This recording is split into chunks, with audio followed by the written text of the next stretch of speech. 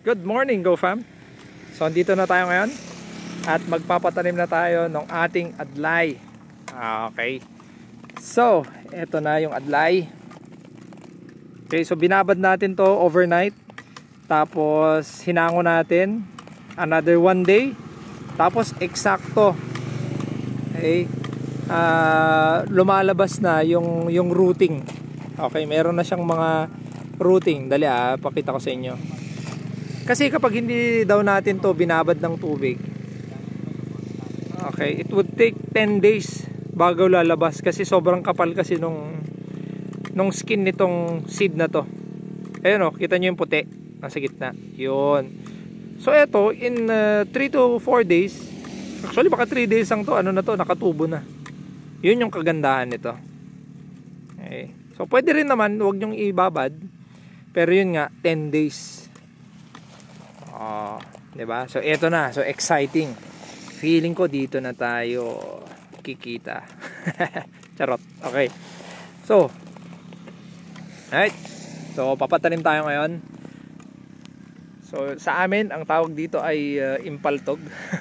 Armalite kumbaga. Ayan siya. Yun. So kahapon nga din pala is nagpa-spray tayo dito ng pre-emergent. Okay, pre-emergent na herbicide para in preparation dun sa mga tutubong damo. Ayan. Kasi nga matagal-tagal to.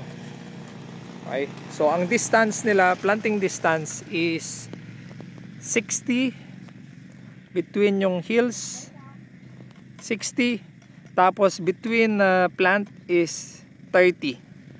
Okay, so 30 by 60. Ayan.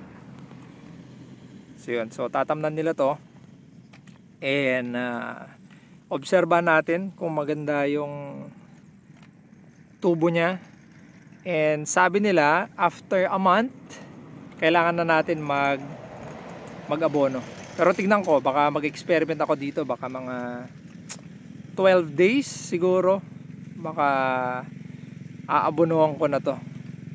So depende dun sa tayo nung pananim.